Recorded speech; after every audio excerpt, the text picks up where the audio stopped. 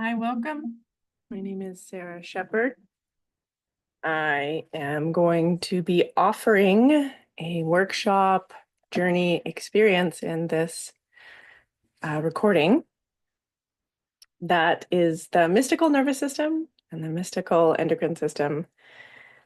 And I say mystical in the sense of the way that I teach anatomy is from my perspective as a mystic. And there are inherent forces, primal forces of the universe that are manifest in our body. And so there'll be some anatomy, there'll be some teaching around the physical anatomy in the body, as well as sort of some of the processes of the nervous system and the endocrine system or hormone system or communication system or magnetism system. These are all just other ways of saying them. And the goal is to really kind of like invite you to befriend your body and the wisdom within your body. And when we start to kind of become familiar and we're able to decode and read and understand more about what's happening, we start to recognize just how much wisdom is available and how much intelligence is in our systems. And in this program, Oracle Body, a really big part of this is coming to comprehend just how magnificent you already are. So as we do these processes, there is opportunities for you to journal. There's a couple of practices that I'm going to take you through that are very somatic in nature. We're going to do those towards the beginning. And then towards the end, there's going to be a lot of reflective processes. And so the invitation is to not necessarily imbibe all of this workshop in one go. You may want to just give yourself the opportunity to go through it once. My friend Chris likes to call it like from blue sky perspective, just like high level, listen to all the material and not worry so much about digesting, comprehending, and deeply understanding the material. You don't need to integrate it necessarily right away. I recommend a couple passes through. And then the journal prompts that go with it. It's not a bad idea to keep kind of reflecting on those journal prompts as you keep moving through this evolution or this integration of the material and you start to come to understand and know yourself more deeply. You'll find that under the first answer to a journal prompt that you maybe do 1 week, the following week, there's more data there. There's more information simply by offering ourselves contemplation questions. They start to reveal themselves. So the emergence of an initial contemplation might come up and it might not be that much of an epiphany for you, but gradually as you're tending and befriending your nervous system and you're starting to understand the data that's traveling around in your chemistry, those contemplative experiences, they start to open with more and more grandeur and expanse. And so the invitation is, make some time for yourself to explore your inner landscape as supported by this container, as supported by this workshop and this teaching. So I love to start with attunement. So I'm going to invite you to close your eyes for a moment and then open them again. Look around, make sure you're safe. Close your eyes for a moment. Good. Open them again. Look around. Offer yourself some structure around this time for you to be in this. So as you look around, am I going to be disturbed? Do I need to close a door? Can I turn off my notifications? Can I husband myself in such a way that I'm providing good containment for me to be successful, for me to fully feel and move through transformation? If that is the case, you're going to tune back into the body. Do I need to go pee? Would I be more comfortable with some fuzzier socks on? Could I benefit from having a pillow behind my back, a glass of water by my side? What is the inner feminine expression of my sensation, my sensorium apparatus? What is she needing? Allow that to percolate up from that deeper place. Allow yourself to follow the sensations of breath as you explore the body using breath as your guide. So in through the nose, ground through the pelvis, lengthen through the crown of the head. Inhale, moving in all directions. Exhale, releasing and letting go fully. Inhale, moving in all directions, taller and wider. Exhale, returning to the one point, the centerpiece. Last breath like this. Inhale. Invite an audible sigh as you exhale. Ha. Mouth can be soft. You can really let it rattle at the back of your throat. Bring your palms so that they're facing down on your thighs. See if you can feel into the soles of your feet and bring your attention to both the palms of your hands and the soles of your feet and press them down ever so slightly to experience that sensation of grounding. Just noticing what it feels like to become aware of sensation from the inside out. We're going to be working in this realm. It can be really helpful to notice how masterful you already are. See if you can feel the weight of your body where it's held, where you're sitting.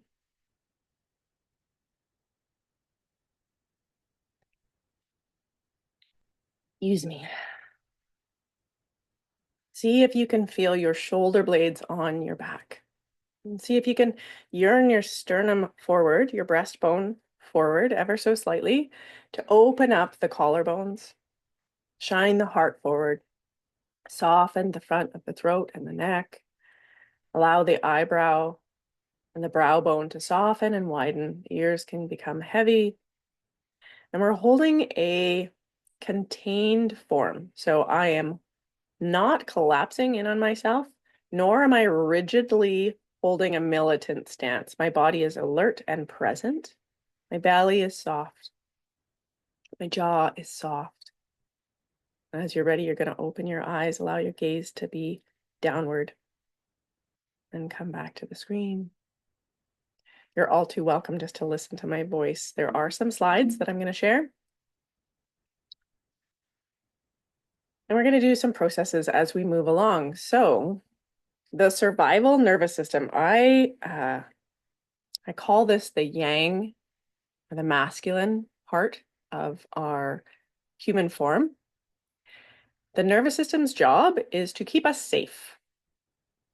When people talk about, the fall of the patriarchy and the, masculine world that we live in, becoming a feminine world, I like to look at it from the perspective of let's offer some gratitude and respect to our survival nervous system that has kept us safe and helped us evolve into the expression that we are today. We have masterfully come into the peak of human expression. That's where we are as a result of our survival nervous system. So it's with great gratitude and reverence that I love to teach about this nervous system. And whenever we speak about awakening health, the soul, what we're talking about is bringing our unlimited self fully down into our limited self. So we're already infinite. We're already ascended. We're already a fully perfected expression. In a human journey, we're bringing our consciousness down into the places that it hasn't been able to go because in the previous iterations of humanity, it wasn't safe to do so. There wasn't the liberties and the luxuries in the same way that we have right now because we were collecting food and we were fending off animals. And so this space where we get to do this work is a really, really beautiful time in humanity.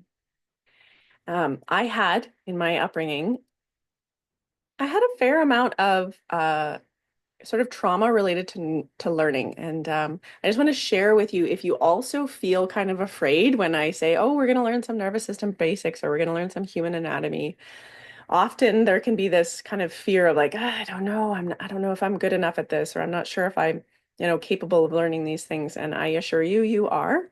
It might just take a couple passes, and I'm gonna do a really kind of simplified version of it. But if you're noticing a little bit of butterflies in your belly, or if you have a little bit of anxiety around learning, that's welcome.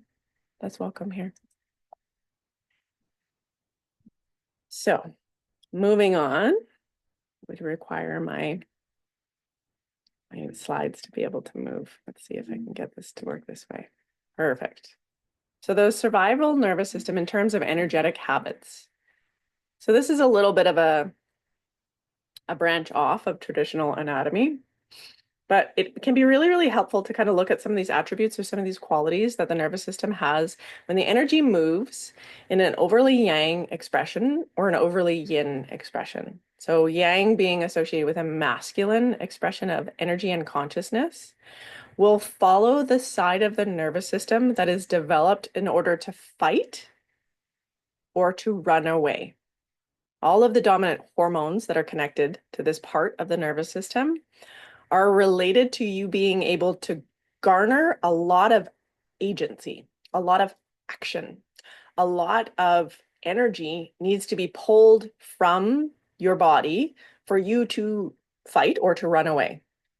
So there's a great intelligence there. But when we, in our modern society, get stuck in these patterns of the nervous system, which everybody does, I know all this stuff. This happens to me regularly. It's my job to practice energetic hygiene and use these dominant and submissive forces that show up in the nervous system related to these energies and be conscious of them. And so look at some of the elements of the masculine, the workaholic, the overthinker, the anxious, the panic, OCD, difficulty with stillness, perfectionist, avoidance patterns, hyperactivity, or isolationist. Those are flight patterns. So just patterns in the nervous system that have served a really valuable function to get you to who you are today. And we don't want to reject them or judge them or make ourselves bad and wrong for having them. They have helped us. And if we are able to acknowledge and celebrate them, then we can transform them. We cannot, from a space of judgment and criticism, transform them. The fight side of our nervous system is when the energy of a wound or of a pattern hits the part of our nervous system that is unevolved. The response will be to reject it. We'll go into this in more detail kind of further into the workshop. So this is angry outbursts. This is controlling, bullish behavior. It's explosive. It's an irritability, a low grade kind of irritability when it's, being contoured or controlled or unacknowledged. Fight leads to self-harm. So a pain that is not safe to feel in the body will need to be witnessed. So this is where cutting comes in.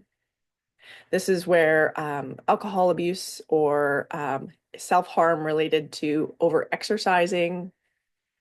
This is tyrannical behavior of, I just need to work harder. I just need to do better. I just need to function beyond what my body is telling me is wise and safe. It is an inherently reactive energy. There's a midpoint that we're very much interested in where there's a white line, but we're going to come to, a space of finding that balance, that mastery of holding that balance. But we want to have these other portions of our nervous system on board so that we can be agile, so that we can respond to the moment.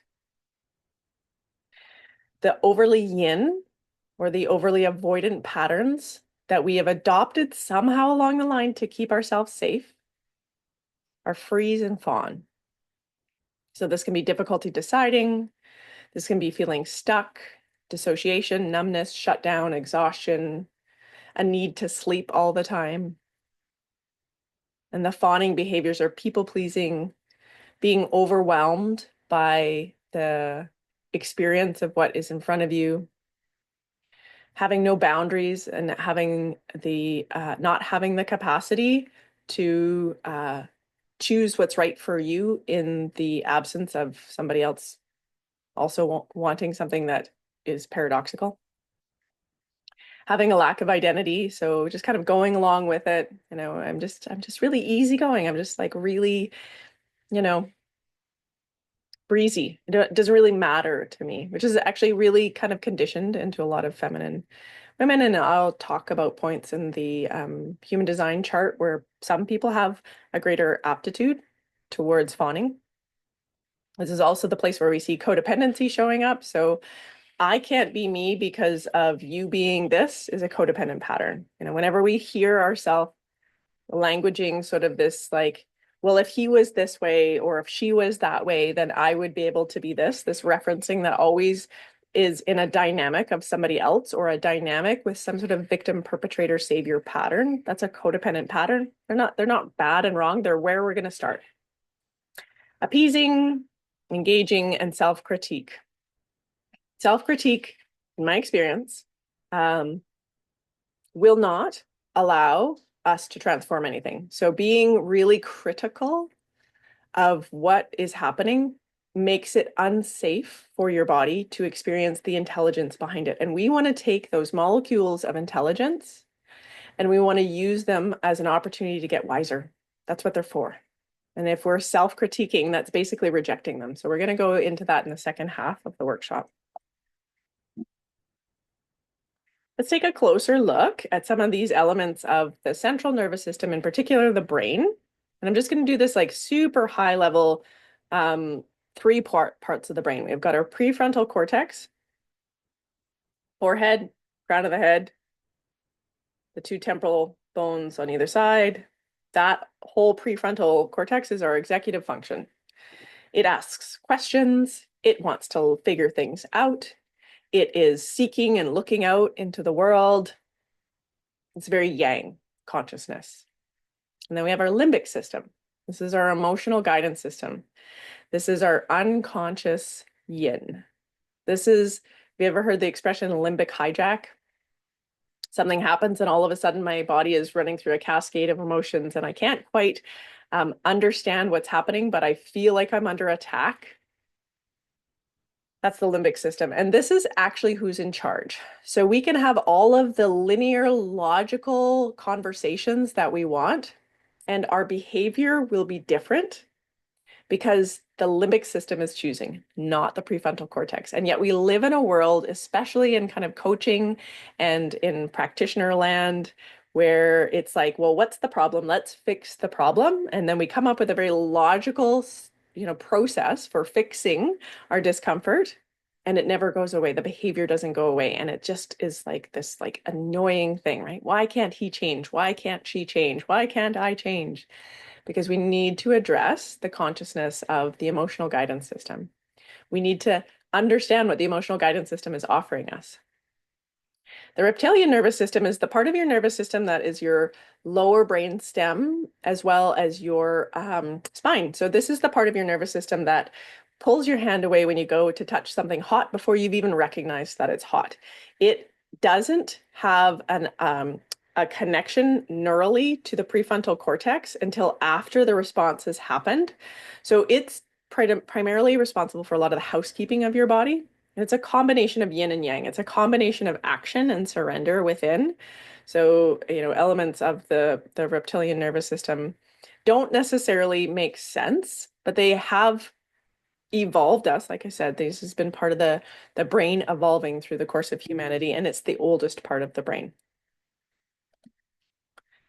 So looking closer, this is a very crude, illustration of neuronal pathways, but I just wanted to give you a sense of kind of like throughout our nervous system, we have these things called neurons and these little kind of little tentacles that pull off of a neuron. And a neuron is an electrical communication system that has neurotransmitters between the junctions of the nerves to communicate the information.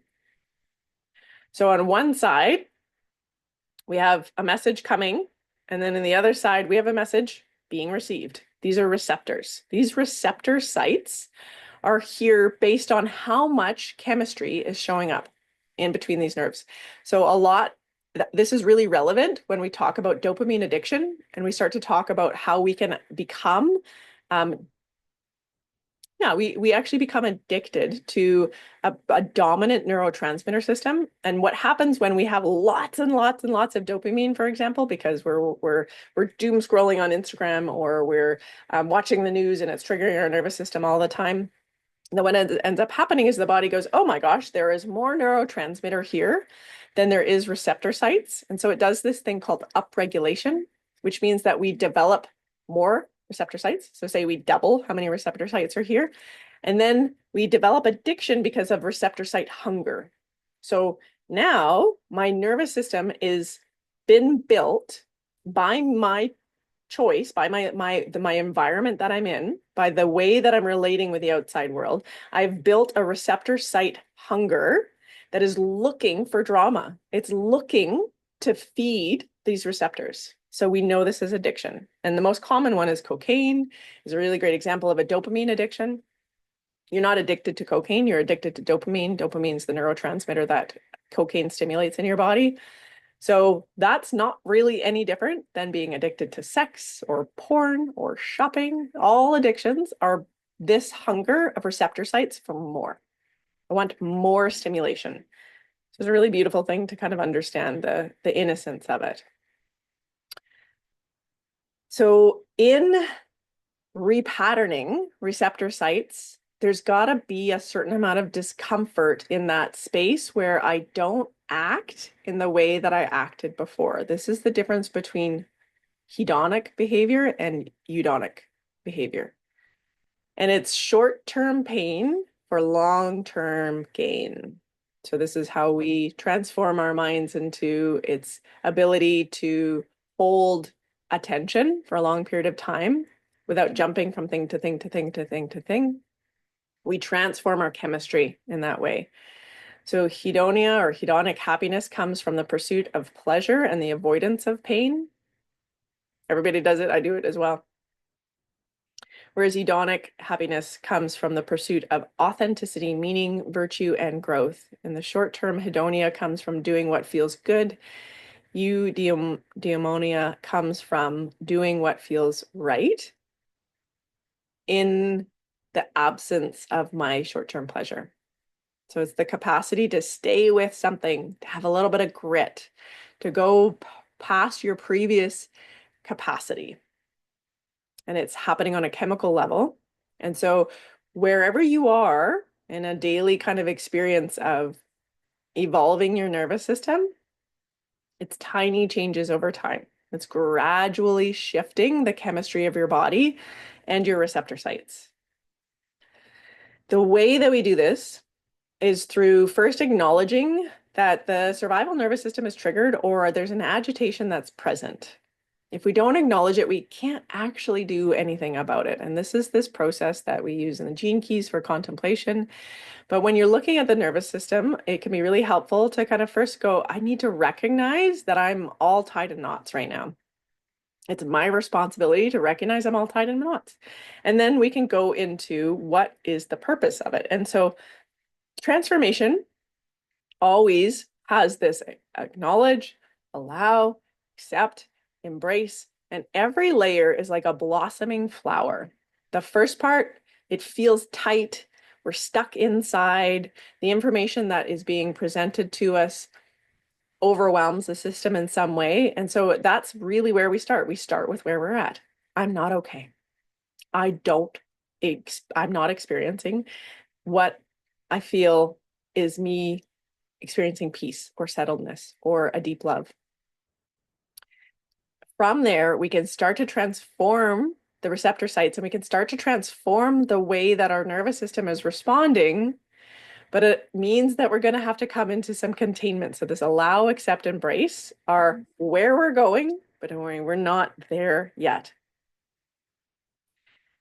So everybody, regardless of if you're a masculine or feminine, has a right and a left hemisphere. We can develop a stronger and more robust left hemisphere if we practice language, insight, analytical, and explicit communication. You might have a dominant left brain orientation in life. Typically, men are conditioned to have a dominant left brain orientation. They're conditioned to. Anatomically, they're born with the software already built in, but then it becomes more robust based on the environment. And a lot of that is like, look at what you did. Look how smart you are. Look how good you are at solving things. Same with women. If we're conditioned to make sense of the world, then we have a traditionally analytical brain.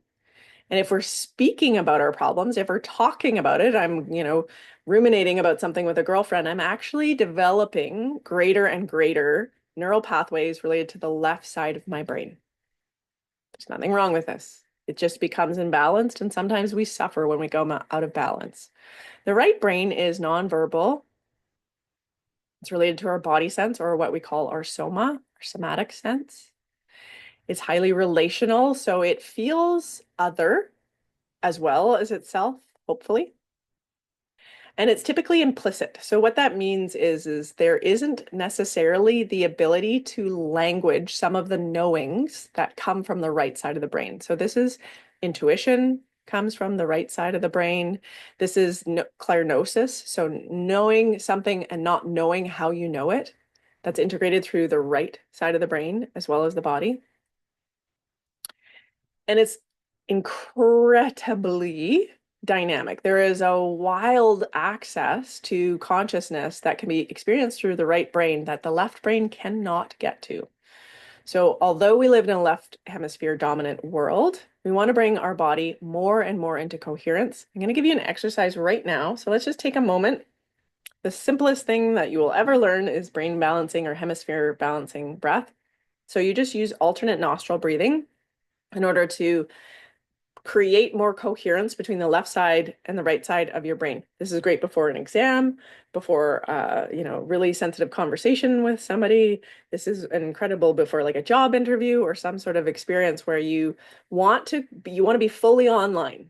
So you're going to start by breathing in through your right nostril, and you're going to do that by closing the left nostril. Breathe in and hold, and then close the right nostril and breathe out. Breathe in on the left nostril.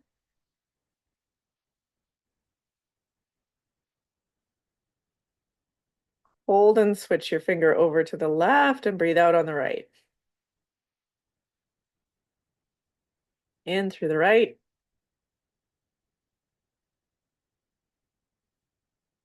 Out through the left. We're just going to do one more cycle all the way to the right and the left. So in through the left. Out through the right. In through the right. Out through the left.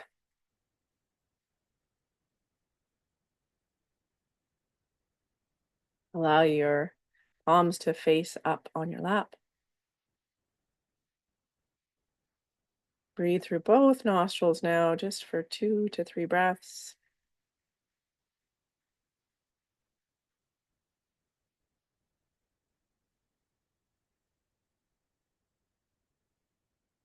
When you're ready, you can gradually open your eyes and come on back into the space. So the left nostril is actually connected to the the left brain. Sorry, the right nostril is connected to the left brain, and the left nostril is connected to the right brain. So one thing that you can do is if you're finding you're highly on the left side, the linear analytical side, you can actually breathe through your right nostril. It'll help calm and, breathe through your right nostril and actually will help calm and cool you.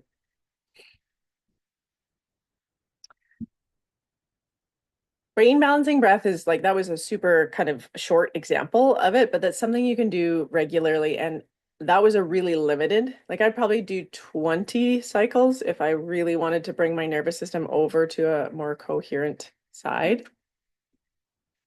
Don't worry too much about the details, but if you can, start by opening on the right and then closing on the left. Neuroception. So this is a really beautiful term that was coined by Stanley Porges. He's a teacher of mine that I have had the opportunity to work with and have some training with. And neuroception is also, like a Steve Levine, like somatic experiencing term. So it refers to the body's innate ability to unconsciously detect and assess safety, or danger or life-threatening experiences of their environment. This process operates below your conscious awareness, and it's guiding our nervous system responses to the world around us. So how you perceive threat or security. Sometimes humans misread this information based on your trauma, based on your previous experiences, where there is undigested charges of energy within your body. You will be given data to your central nervous system that might not read as accurate. This goes both directions. So this might mean that you might be in a very dangerous situation and you might not be reading it as a dangerous situation because you're conditioned to it. You're used to it. Conversely, you might be in a very safe situation with people that are there to help you, but you're not used to experiencing that. You're used to people attacking you. And so you might misread somebody's intention as bad and wrong in some way. So neuroception is the outcome of an environment that has transformed our nervous system in some way. But we can use, through the principles of neuroplasticity, many techniques to increase the aptitude or increase the capacity to read clearly the data that's there. And that's one of the things that I help people with. I love using the vagus nerve and many of the techniques related to the vagus nerve to help bridge the right and the left hemispheres, as well as the sympathetic and the parasympathetic. So the fight, flight, freeze, fawn versus the rest, integrate, and connect nervous systems. The bridge between the two is through one of the cranial nerves. 10th cranial nerve is the vagus nerve, and it balances and brings harmony through our nervous system and creates connection and well-being.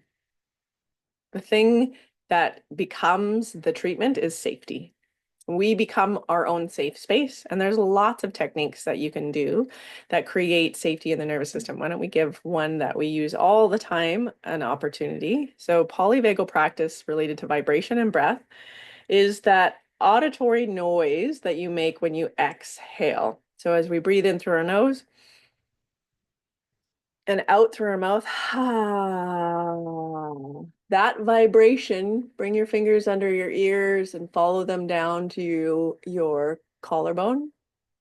That vibration vibrates the vagus nerve, and that creates a stimulation of the tone of the ventral vagus nerve versus the dorsal vagus nerve.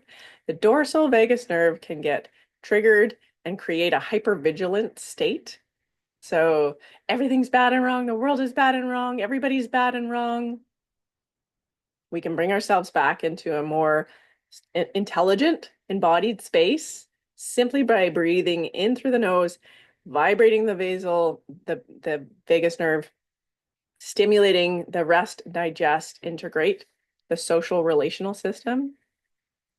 You can also do this by looking people in the eye, reading their facial gestures, and listening to the prosody, the tone in their voice to hear how stimulated they are or how flat they are. So vocal prosody gives you a lot of information about the state of somebody's nervous system.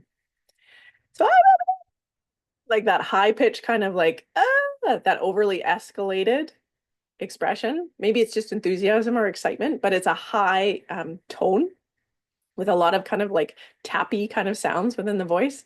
That is going to co-regulate. It's going to connect into another person's nervous system, and it's going to bring them up. It's going to create a hyperstimulation in the nervous system. So when somebody's in an escalated state like that, actually the thing that brings them down is to be the opposite of it. You know, to be slow, grounded, have space between our words, have pauses for breath. That's an incredible way to work with your children, your partners, and your animals. You know, that like when a dog runs off and people start kind of like stimulating, they get triggered and then they're yelling at their dog and then their dog is barking at another dog. You know, you see this cascade of nervous system reactions that happen all the time. You start to become familiar with them, you'll recognize they're everywhere. And that more often than not, one person is leading another person's nervous system, and there is no problem.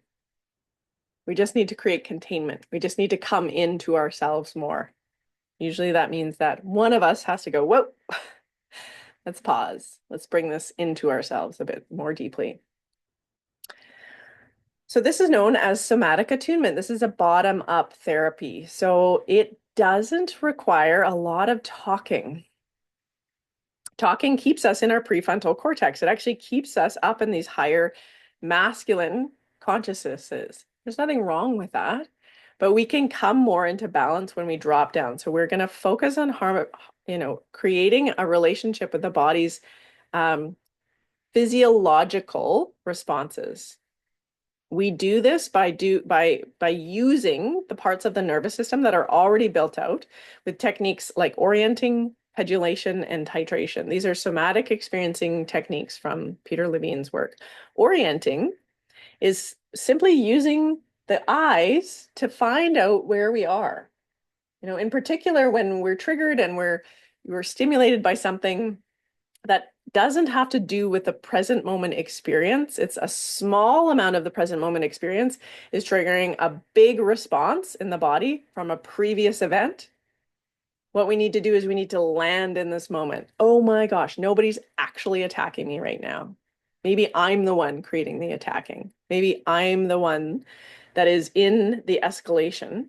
And so when we orient ourselves and really land in the present moment through breath, through using our eyes to scan over the skyline. And you see me turning my head, that's intentional. I'm using and activating the muscles in my neck because as I use and activate the muscles in my neck, what they do is they trigger, okay, we're using our survival nervous system to gather data. And it's like that part of the energies of our body needed us to initiate what they're supposed to do to keep us safe rather than acting, I'm fine, I'm okay, it's okay. Oh, we're okay, nothing's, there's no problems here. There is a problem. Something has showed up for me and I'm using my orientation to land in the moment. Pendulation is a technique where I feel both the trigger and the groundedness, and I move between these states of attention. I can actually bring my consciousness into the agitation and I can take my consciousness out of it. That's a skill set that you start to develop over time with somatic attunement and these practices. And then titration is when we have a wound, we all have wounds. Every human on this planet, I don't care who you are, has a wound that they're working with an intelligence behind it. But we don't need to work with all of it at once. It's a gentle and slow process to turn over our DNA. And titration allows us, it's a chemistry term.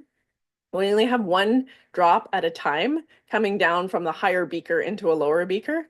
And if we just do a little tiny bit at a time, it's kind of like feathering the gas to get it just right, nice and slow, not too much, and just enough. That's what titration is. So we're going to be doing a lot of work around titration in our personal evolution as well.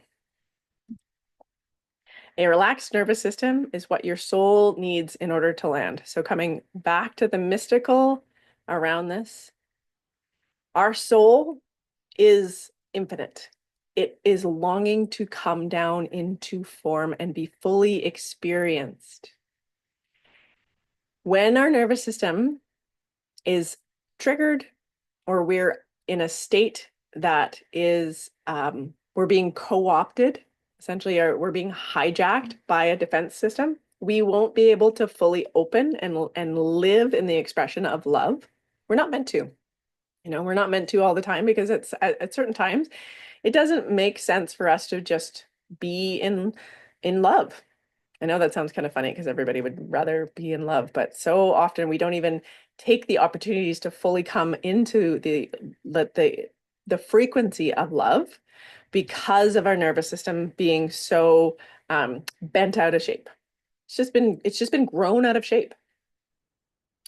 So when we work on creating a space where we're very agile with our nervous system and good at our capacity to move into survival states, recognize them, move out of them, and then open ourselves more to that, that means that you develop mastery in holding the frequency of love.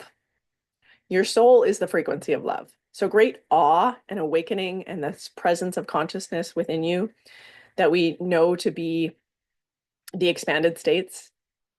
The expanded states come because of the robustness of a nervous system. A person moving through awakening that doesn't have a nervous system that is capable of holding it will go into psychosis. They'll get stuck in their head and they'll not be able to come into the wisdom body and the embodiment piece.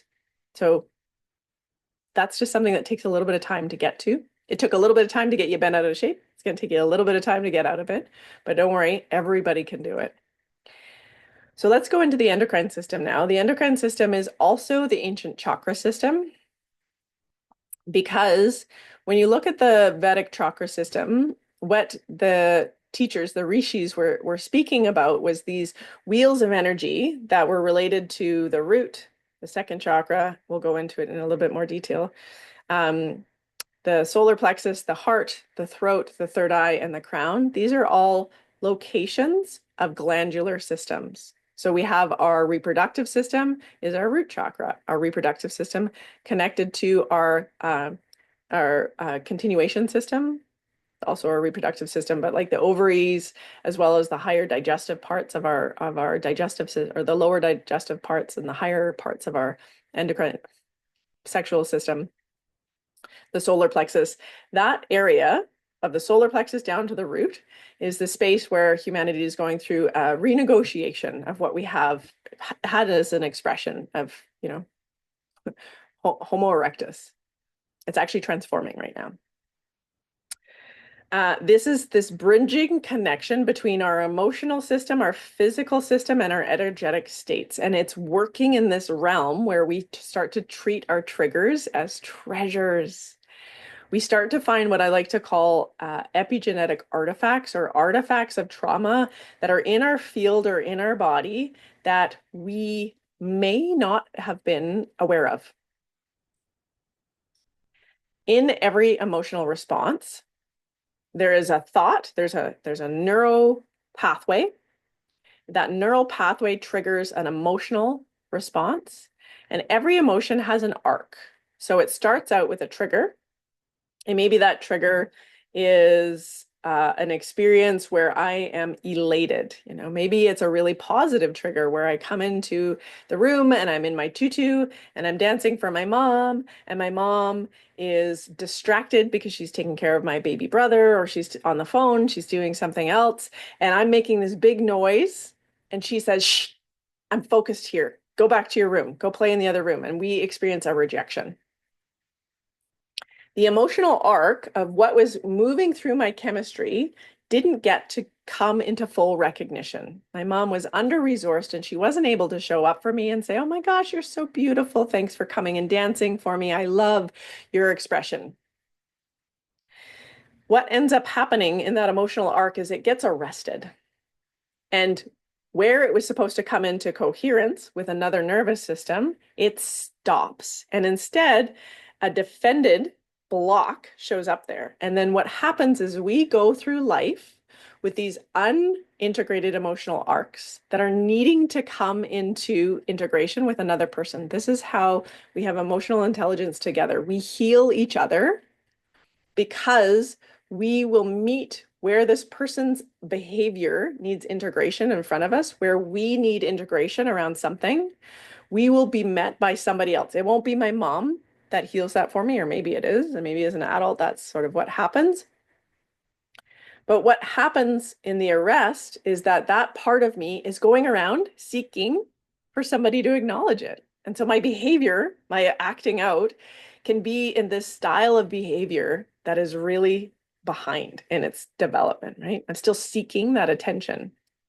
When we're willing to invite that need to come forward and come into consolidation and deeply feel that we are being received by another person, we bring that emotional arc to a closure. This is how most humans actually heal each other. It's really beautiful. It's super simple, but it's not commonly practiced. Our emotional guidance system is our intelligence system. Suppressing, denying, or projecting your emotional intelligence out into the world is like locking yourself out of your house. The data is here. All of my healing's available. I'm acting out in this like unconscious processes in the world, wondering why I can't feel fulfillment, happiness, and deep integration. I'm the one that's avoiding what's in here. And this was the experience for me for a really long time because I remember people would say expressions like, you need to feel your feelings. And I was feeling my feelings, but I was feeling the shame about feeling the feeling, or I was feeling the guilt about feeling the feeling, and I was rejecting the emotion that was the front emotion. And so I'm going to help you with some skills that can bring that forward. So we meet ourselves, and as we meet ourselves, we get better and better at inviting other people to meet us within this process. Every feeling fully felt is bliss. When Joseph Campbell was asked to refine the question, follow your bliss, his answer was every feeling fully felt. That's his definition of bliss. So we can't feel our feelings if we don't feel safe. If we're the ones that are attacking ourselves for feeling our feelings, then we won't be able to understand our feelings. So in order for you to approve of and allow what information is in there, you need to have a robust enough understanding of your own safety and that it's your responsibility to regulate your nervous system so that you can integrate your emotions. The best way to describe this is if you take any child or an adult and you put them in a classroom where they're meant to be learning material, but they don't feel like it's safe for them to be there, they will not be able to learn the material. They will not be able to take a concept and integrate it into an understanding without safety. Safety will always take a primary because we are first needing to stay alive before we can learn. So this shows up in our day to day as well. And this was like what changed everything for me is when I realized that I was the one that was being so harsh and so um, tyrannical around my expectation of myself as a uh, an unevolved part of my growth because of my childhood, because of my trauma. I wasn't able to be um, compassionate with myself. I wasn't allowed to make mistakes. I wasn't allowed to, in some way, do it wrong because to me, that meant rejection, that I would end up on the street and I wouldn't be able to have a home. And so I couldn't feel my feelings and I became incredibly dissociative. There was a big section of time where I was using drugs and alcohol in order to manage my emotional guidance system. I am a highly sensitive and empathic being, and it was overwhelming for me to be able to hold all of that emotional intelligence or that emotional chemistry. And my nervous system was over triggered all the time. And so it was these behavior patterns where I wasn't able to understand what my feelings and needs were. So this becomes the way we lock ourselves out of what it is that we actually long for in the world. This is the thing that almost all women that gravitate to my work have in common is some experience where they were really worried that they would be too much and they would be rejected for the emotional intelligence that they have. Pardon me. And so this led to rejecting what they know to be true. And it's a little bit heartbreaking how much this happens in our world. And it's also a little bit heartbreaking how we're the ones that can make that change happen. Nobody's showed us, or we just don't know how powerful we are. So, a really beautiful way to look at shadows and emotions as they emerge and they overwhelm us, and there's something sort of happening which we maybe don't like, right? Somebody triggers something, we don't want to feel that feeling, and so we reject it. This is the emotional intelligence that's been frozen in our nervous system, or it's an unevolved part. And when an unevolved part from maybe when I was 7 or 3 or, even, early patterning, when it shows up, it needs to be held in safety and then brought into approval. And that sometimes doesn't make sense because maybe it's acting like it's 2 years old, because that's where the emotional arc started. That's where the first rejection happened, where we weren't able to be met in safety. And now that material, as an adult, we're going and collecting, and other people have triggered it for us, but we can't even accept it about ourselves because the behavior pattern is so infantile. So it can be really helpful to recognize, like, what is going on here? I'm acting like a child. Instead of rejecting that childish behavior, meet that childish behavior and go, oh my gosh, this is a younger part of me that needs me to love it. It needs me to self-parent at this point. It needs me to be the protective father that creates the container that recognizes, okay, I'm being triggered and I have a big response right now. And in that big response right now, I'm the one that's responsible for it. I first need to come into safety. I first need to come into making sure that I'm landing my nervous system in the truth of I'm not actually under attack. And then I can invite that inner child part of me forward and have some compassion, bring some grace into that space. Oh my gosh, that poor little baby. She didn't even know. She didn't even know, you know? That took a long time for me to get to. When I started doing inner child work, I was still really numb. So if you don't quite resonate with that, it's okay. I just want you to know that that does come. In my experience, it took a couple of years for me to really get good at it. And so that part of like being able to be self-compassionate is the most, it's like it's the thing that every single human needs to learn.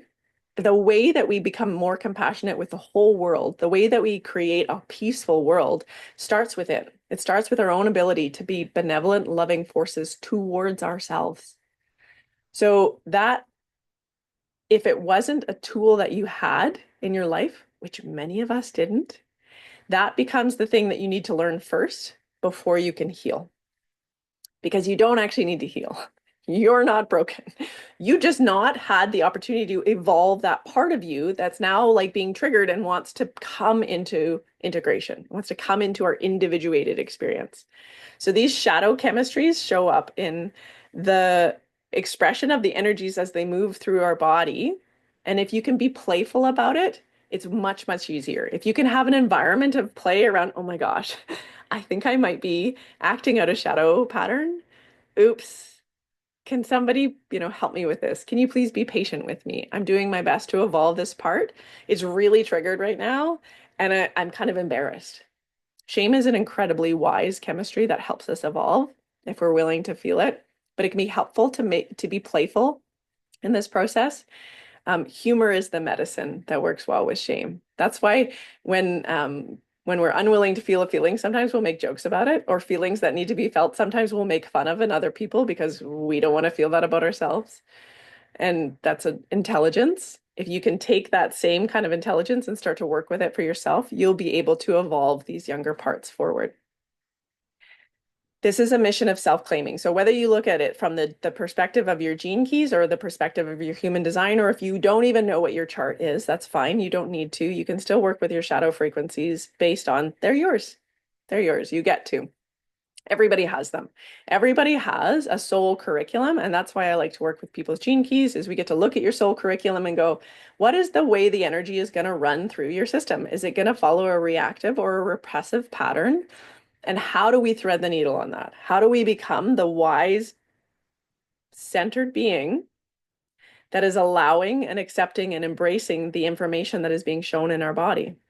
The map is just there to have a dialogue about and to sort of play with over the years. And there's patterns that show up. So the feminine shadow is fawning, people pleasing, and need diminishing. We are conditioned as a feminine expression to need diminish. If this is something that's showing up in your masculine expression, that means that there can be a wound connected to this, a part of your mother line, usually. Conversely, the masculine shadow is rejecting, projecting, and fixing over feeling. This is this infuriating thing that happens to husbands and wives a lot, where the wife is like, I have this big feeling, and the husband is like, here, let me make that thing go away for you. And she just wants to be heard. She just wants somebody to be the bigger container for her that says, I'm not going anywhere, baby. You're safe. It's okay. So that she can feel the feeling and then it moves, right? If we fix it, or if we are fixing ourselves, pathologically following all of these like self-help books, doing course after course after course, trying to fix myself, pathologizing that I have this trauma and it is my problem and I'm never going to have a great relationship if I don't work on these things. All of that is fixing yourself. We don't need to be fixed. So in this section, this next section is kind of the last third. I'm going to go through a series of slides and I'm going to show you elements of our behavior patterns that are connected to our nervous system or our endocrine system. And I'm going to offer you a little bit of the story related to it, and then a little bit of the opportunity to do a journal prompt. So I'll send slides to go with this of the journal prompts. You can write them down if you want to. You don't need to. You can just invite me to share the slide with you so that you've got it to work off of for your journaling. Humans are tribal in nature. And so what will happen, some of these are from, I just want to give credit where it's some of this is from the Liberated Love book by Mark Groves and his wife, Kylie, I think is her name. I can't remember her last name. Sorry about that, Kylie. And I use some of their questions and they're really, really good. So I recommend this book about codependence, Liberated Love. But this is also my teaching, and I just, I like to remind people like we are a collective nervous system as well as an individual nervous system. We have evolved in a very tribal way. Humanity is gregarious in nature or a herd style of animal. So we co-regulate together. We sleep together, we do these things that help us come into a positive or negative co-regulation with whatever is familiar to us. And so it's important to always look at the elements of your survival nervous system. We will tend to surround ourselves with people who endorse the behaviors that are most familiar to us. So if we go to a church, our church has a set of rules.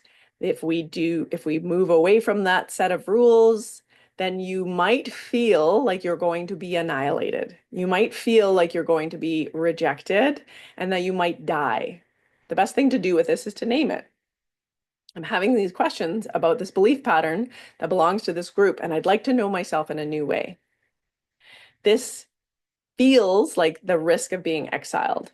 So when you understand what's happening, you're able to work with that chemistry. You're able to get really intelligent with that chemistry. Humanity is evolving so rapidly. One of the things that can be difficult is there's so much newness in our life compared to even when I was a child. I was born in the late 70s.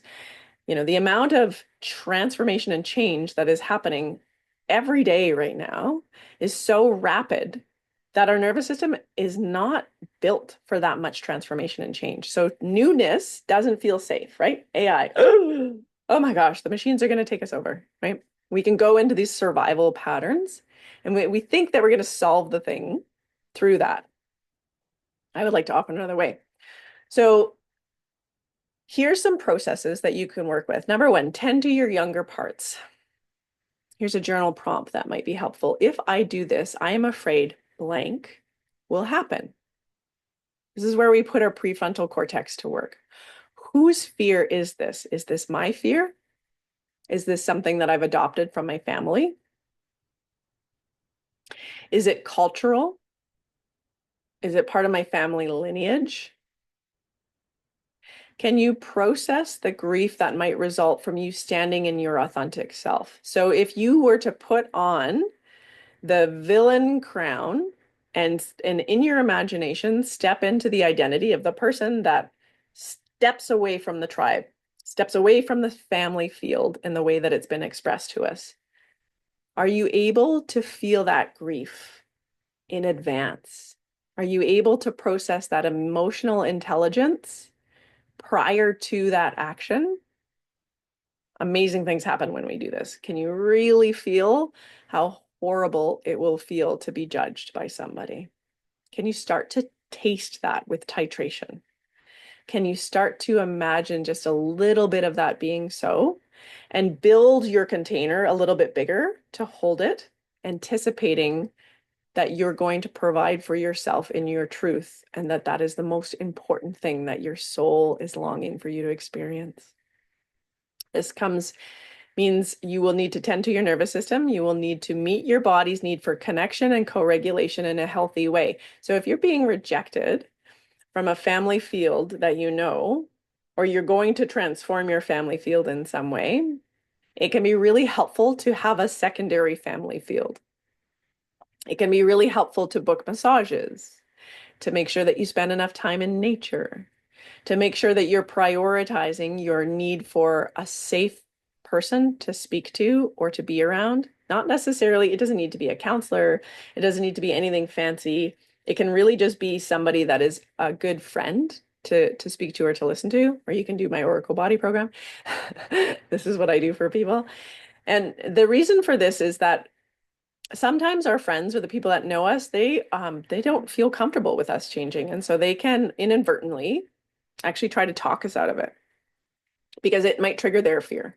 So just being wise about who you share, as well as recognizing that if you're that person for somebody else, you're not there to fix them. We just often need a safe space for us to mull something through and to make sense of it. Find an expander. I love this recommendation. So this is a person or a role model that is a mentor, is a men's circle, is a sister circle, is an aligned community that is safe for you to understand that you're moving through change and that it would be beneficial for you to have a group of people that are also holding that safety for you to move through change. They are likely different than the immediate field that you have. Locate supportive allies, community, and seek out codependent recovery programs.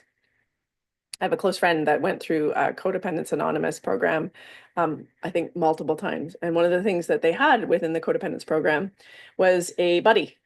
So somebody that also is practicing this material that is there for us to integrate the material into our everyday life. Resentment is an incredibly intelligent physical body emotion where we feel what is not being met in our needs. So for women, and I'll just speak in terms of myself, when I have been invited to share what my needs are, I have no idea. I cannot figure out what they are. Now, that is part of my earlier conditioning around not having any needs, and it was part of the neglect that happened in my childhood. It wasn't anybody's fault. It was just kind of what was happening at that time. Resentment will show you where your needs are. So where are your resentments? I resent that that person is making decisions without me being consulted.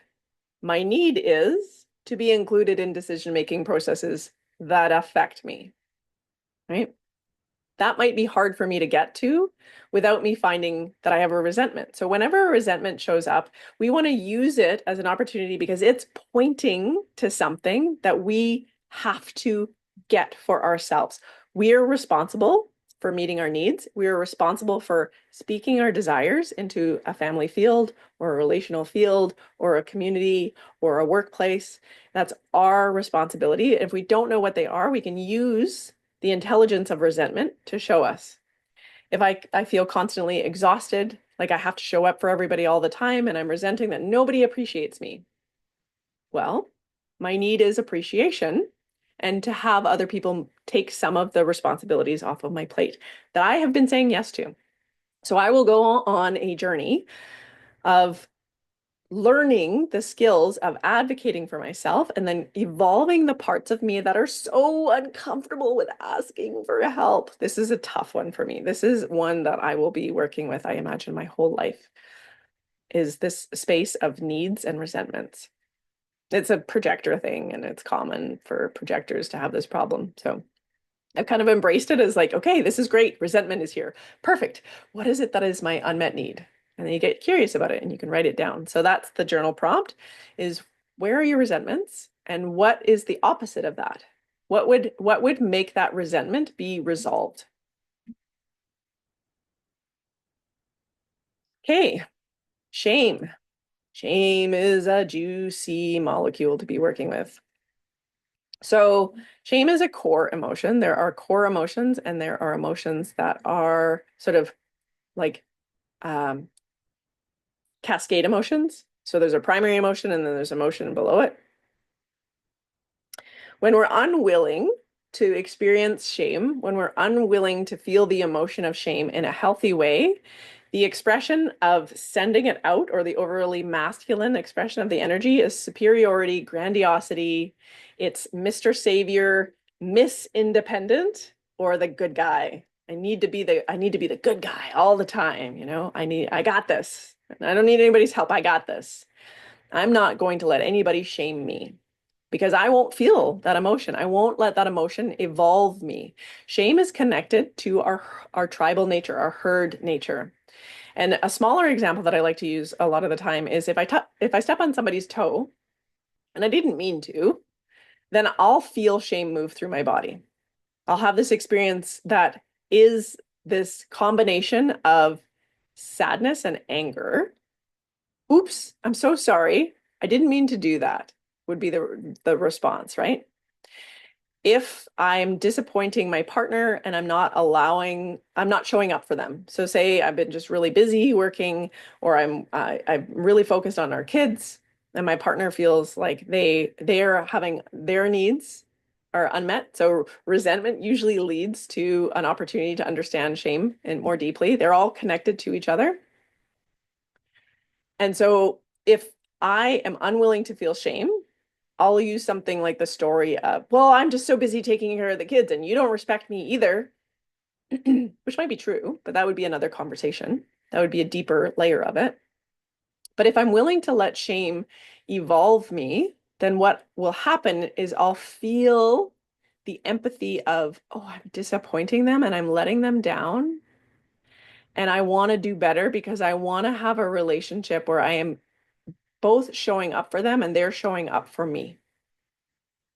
Where we can get merged with shame is when something like that, like an opportunity where somebody comes to you and they say, hey, babe, I miss you and I feel like we're not connecting anymore.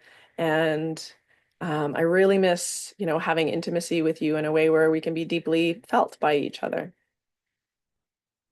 If we go into a merger with shame, or we go into an experience of being overwhelmed by the shame, it'll be, I'm broken. I'm unlovable. Oh, I just can't learn. I'm unworthy. I don't matter. I am incomplete. Those are all expressions of merging with the shame. So these molecules are juicy, and we're dealing with these molecules on a level where our receptor sites maybe are addicted to this experience of shame, which would be okay. We can move from that space. If that's the case, we can transform that. But we need to be able to feel a little bit of shame, right? We need to be able to be like, yeah, I maybe have been being a bit more selfish lately. It's felt good. Thank you. I needed it, but I also need to orient to the family field now. I also need to orient to the tribe now. It's not that one's better than the other. We are meant to go through various iterations of both. We're meant to cycle into selfishness and then into being less selfish, so not so self-serving, devotion. This narrative related to collapse when we merge shows up in the feminine as this damsel in distress, or this sort of martyr that's like always kind of got some catastrophe going on because she's unwilling to feel her responsibility to grow up her boundary a little bit, or to grow the part of her that needs a little bit of discipline around not saying yes to everything. This is conditioned into a lot of women because we're conditioned to be people pleasers. So shame can be this difficult emotion for women to experience in that side where there's always seemingly like this like hopelessness related to it. And it shows up for men in their like, well, I need you to, the story so often is like, well, I'm protecting and providing, so I need you to always be kind of like soft and open and willing for me. There's a sweet spot in between, is what I would like to propose. So the ways that you can work with these chemistries to allow yourself to be conscious of the chemistry and use that data for information is watching out for these expressions of you are worthless, you are wounded. All wounds need to be healed and held. So our nervous system in its regulation can hold it and it can love it. This wound was given to you. It's time to give it back, externalizing what was internalized. So a process for this that I like to use is when my mom was a super people-pleasing type of person, I can take something that is an archetype of my mom or my grandmother, or a feminine expression where I've adopted it from, and I can hold on to it. I can imagine all of the parts of me that were taken on by me, moving through my chemistry into my palms and then into this object. And I can say, this was given to me. I'm going to give it back now. So I actually take the opportunity to show my previous nervous system, show my survival nervous system, this is not mine. I'm giving it back. and I can put it on my mantle and use it whenever I want to. This is a like really powerful shamanic practice that you can do over and over and over again. Once you've isolated, once you can catch what you're doing, what your pattern is, and then choose to let it inform you, then you can tend to the grief, you can tend to the anger, you can tend to the sadness that's underneath it. Almost always, shame is going to show up because we're unwilling to feel the feelings of grief or anger, and anger being connected to a boundary being breached. There's some boundary of my personhood that I felt like I needed to in some way allow something to happen that I didn't want to happen. And so anger is the guardian of that. And when we have anger and sadness merged, when they start to come out, we'll need to feel those feelings. Shame thrives in secrecy. So the way that you want to work with shame is you want to be able to explicitly name it and then have it held with somebody else.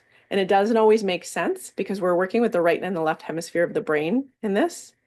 So you might not be able to explicitly name what the shame is, but it can still be felt, and it can actually still be felt and held with somebody else. So as we become more and more emotionally intelligent, we can hold in an interdependent way. I simultaneously want to go and focus on my career right now, but I'm going to show up in devotion for my family for another year, and then that's going to change. And parts of me are very angry about that. Parts of me are very sad about that.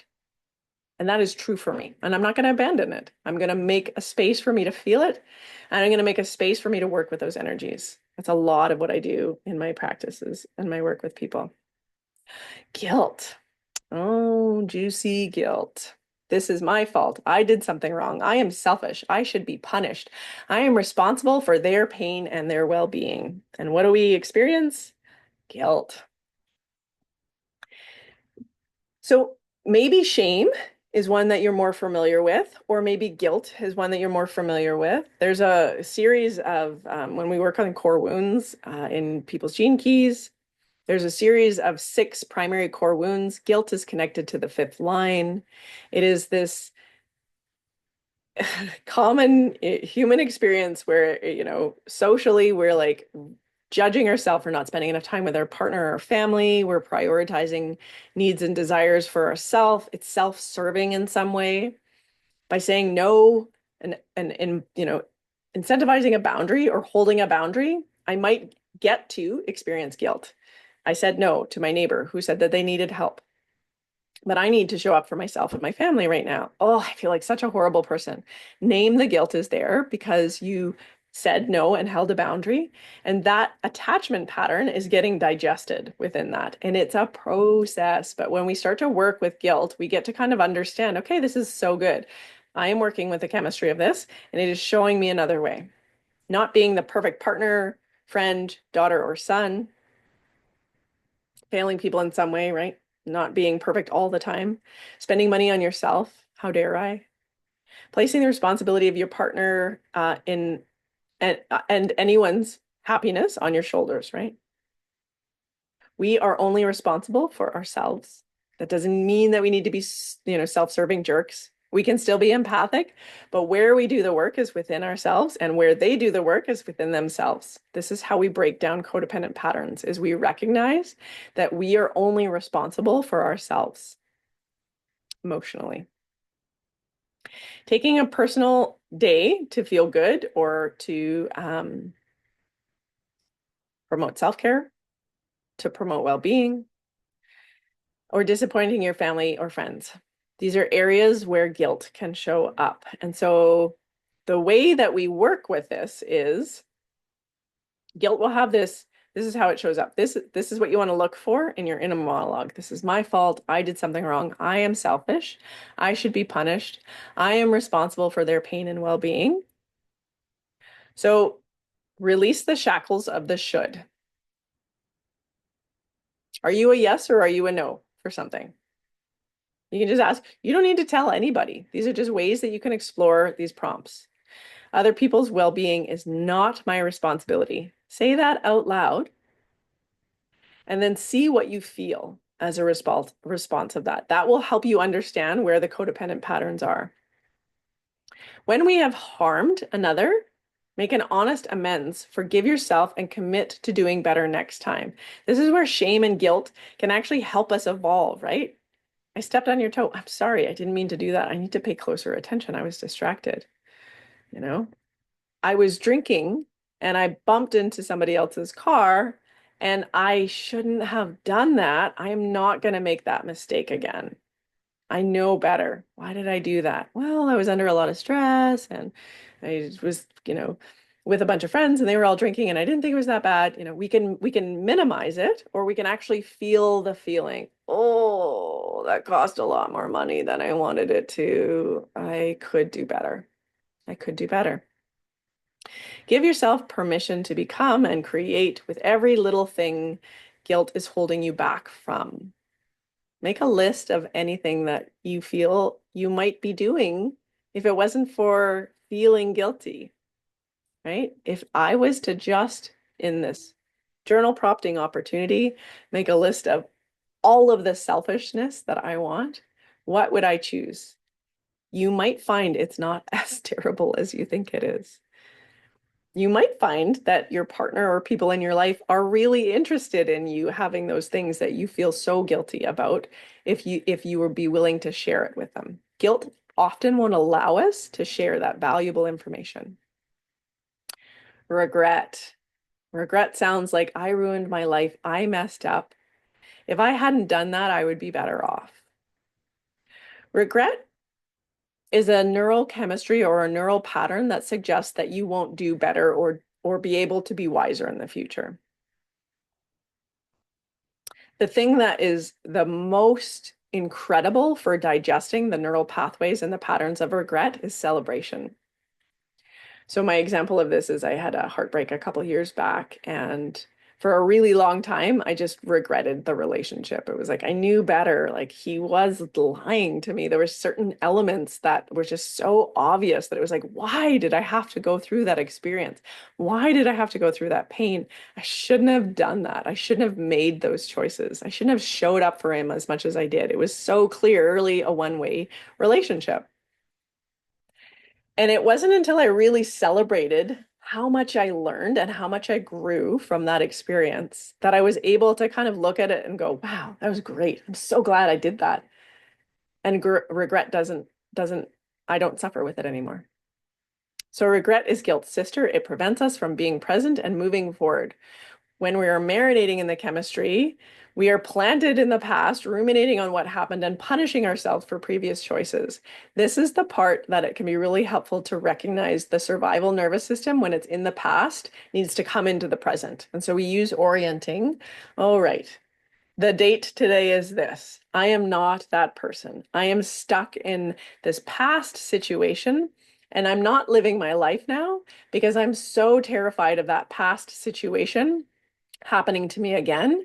And often the thing that we need to do is we need to fully feel the guilt and the shame. And then we need to celebrate that we know better. Like that combination of moving the chemistry through our body changes.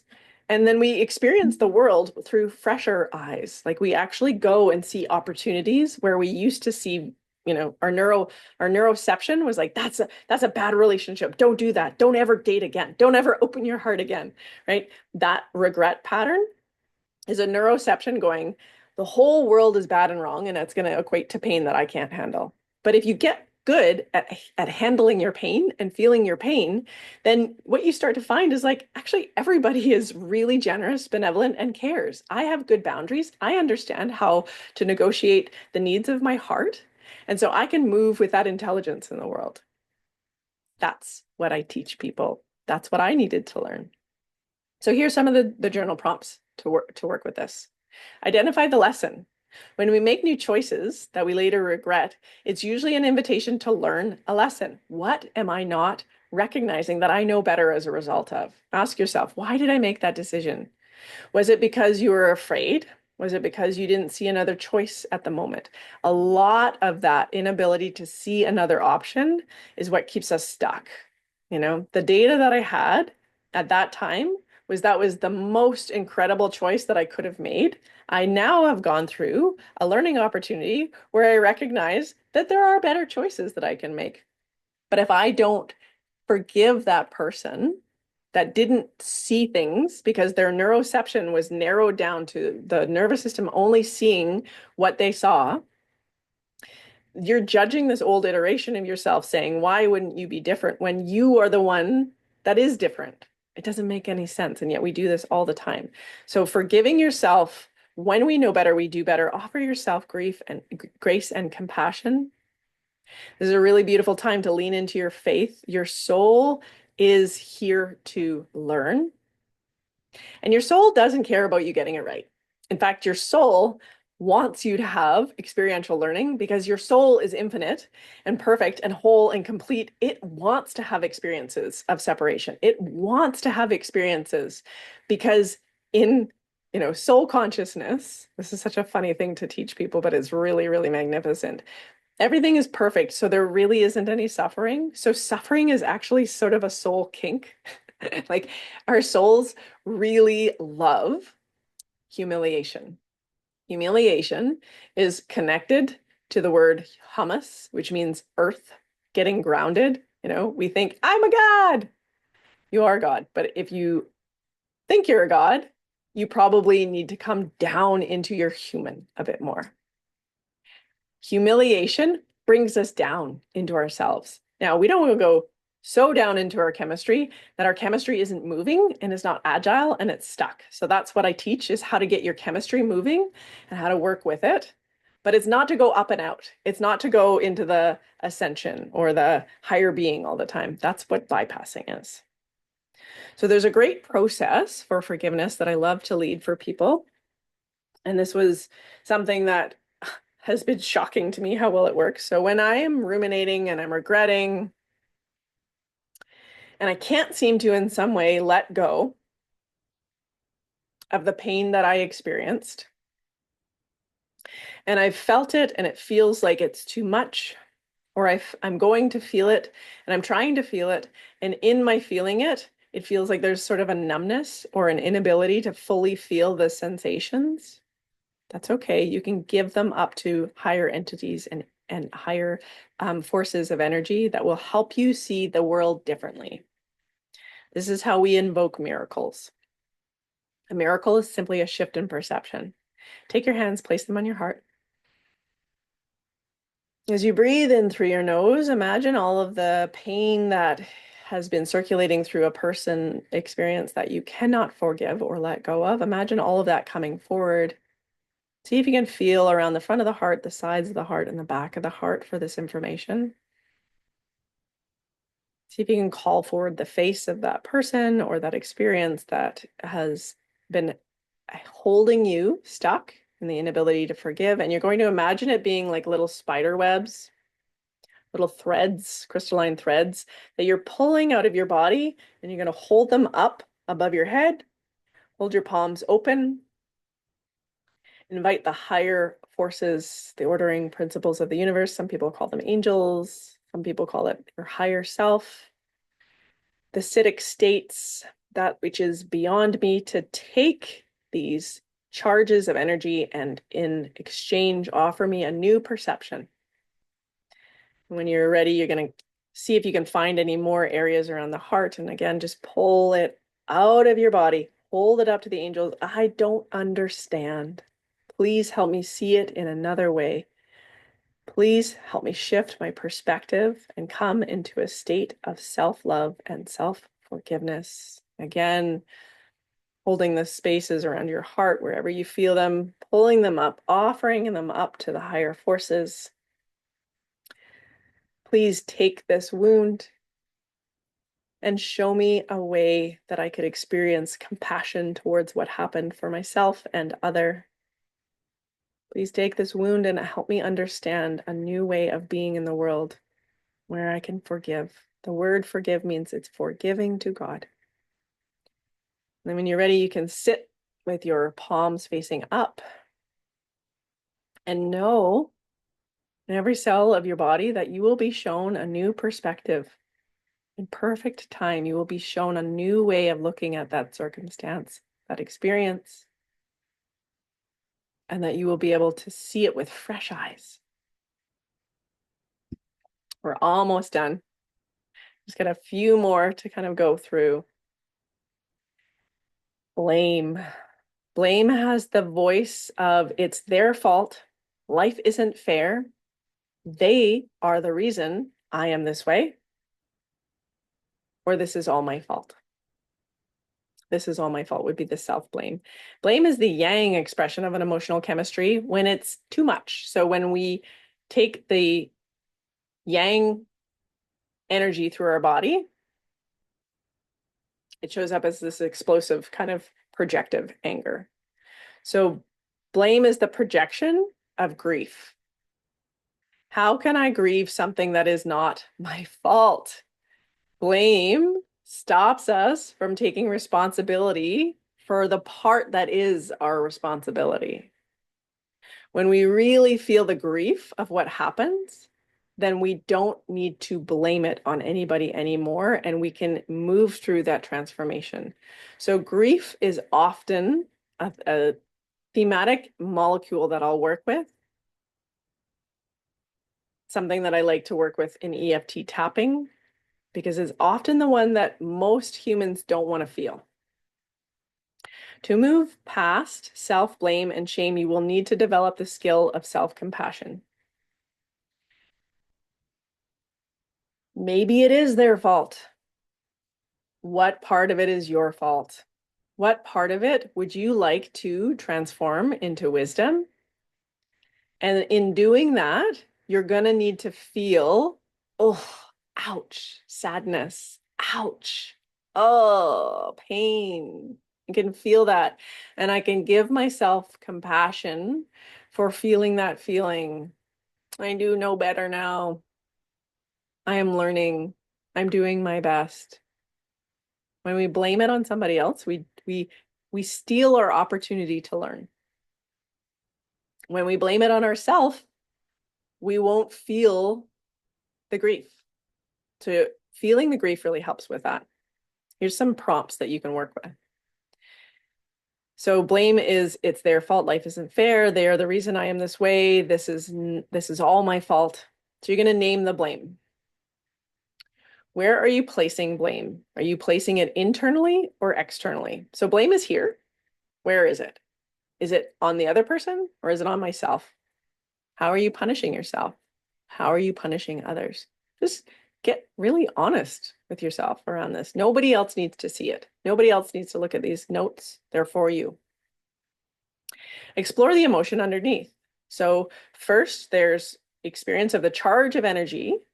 That is blame. It's a yang force of energy moving through me. What's underneath it? What is it protecting? Often blame is protecting some of the more yin expressions that are not able to come into coherence yet. So sadness, fear, anger, disgust, excitement. Blame is preventing me from feeling what? So, use that stem sentence to answer that question. What is blame preventing me from feeling? Claim the responsibility. What is mine here? What isn't mine? What is for me to evolve through, and what is actually outside of the realm of my responsibility? It's actually their responsibility. And they may or may not get to that point. That's not what we're doing. What we're doing is we're only finding the part that is like, oh, I could work with this level of responsibility of the part that I played in this. This is the part that I played in this. Everything else, just let it be whatever it is. Don't worry so much about correcting other. We're talking about where we can do the alchemy, which is within ourselves. Once that is clearly delineated, it's time to move from disempowerment to empowerment. So what are the boundaries that I need, internal and external, to restore safety in my choices? You are free from any obligation to be or do anything that is not aligned with your whole self. Example, I will no longer beat myself up for being another person's emotional punching bag. We are the ones that cause so much of this self-attack a lot of the time. And when it comes to the pattern or the chemistry of self-attack, often what it is that we're inherently in a yin pattern or a mother line pattern that needs healing. It's related to our endocrine system. And so when we beat ourselves up, we're familiar with that pattern of chemistry and that frequency of being. So in order to transform that addiction to that neural pathway, that addiction to those neurotransmitters, I need to catch, this was a big one for me, I need to catch that I am rejecting my needs within this. I am rejecting my personhood in this experience. I need to stop doing that. The only person that can do that is me. The only person that can offer kindness to myself is me. So my discipline-wise action and radical responsibility is to myself, to be kind to myself. Anxiety. Anxiety shows up when all kinds of feelings merge together. This is multiple core emotions collapsed in on themselves, usually grief, anger, fear simultaneously, need to be felt. It's inhibitory. What that means is that this is blocking your ability to see what's happening because you're projecting it into the future. So anxiety is when a sensation or an emotion happened, and now we never, never, never want to feel that feeling. So we don't feel any feelings, and they all start to merge together, and we have this soup of emotions, and we call that anxiety. Anxiety is asking us to acknowledge the truth that is being suppressed. What am I unwilling to feel? It is an invitation to make contact with our emotions. Our emotions are always seeking for us to make contact with them. When we go into the Eros training, a lot of what we're turned on by is something that we're trying to make contact with. We're trying to find within ourselves those unresolved emotional arcs that are longing to come into fullness. They're longing to come into fruition. They're longing to yield the benefits of our whole human experience. So let's do this process that worked great. This works great for kids too. EFT tapping. EFT tapping is working with the meridians. These junctions where we have our electrical nervous system and our endocrine system, they have these places on the side of the hand, on the crown of the head, on the inner eyebrow, on the corner of the orbit. So this bone right here, you're going to go with right at the center of the eyebrow, the corner of the eye on the bone, right in the center underneath the pupil on the side of the orbit. And then you go under the nose, under the lower lip, on the collarbone. And then the last one is by the bra strap. Basically, that's rib 6, 7. And as you tap through them, we're going to use our spell casting ability. We're going to use this principle in shamanism, this kind of incredible tool, which is becoming explicit with an emotion. So a charged emotion becoming acknowledged means that it can move, and we're going to tap it into our body. So it goes like this. Even though I'm experiencing grief, I deeply love and accept myself. Do it with me. Say it aloud. Even though I'm experiencing grief, I deeply love and accept myself. From the crown of the head, say it with me. Even though I'm experiencing grief, I deeply love and accept myself. Inner eyebrow.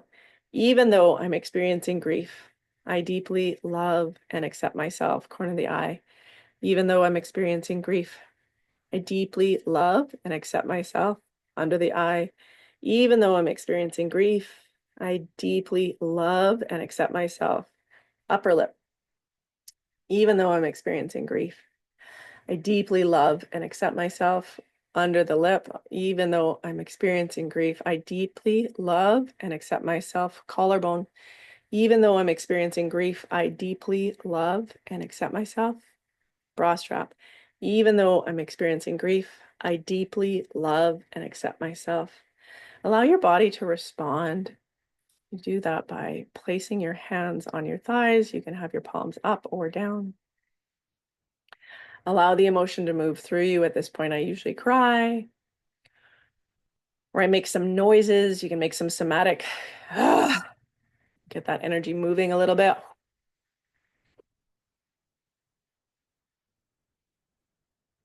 And if you still feel quite a big charge, you're going to use that same process and now do it on the other side of the body.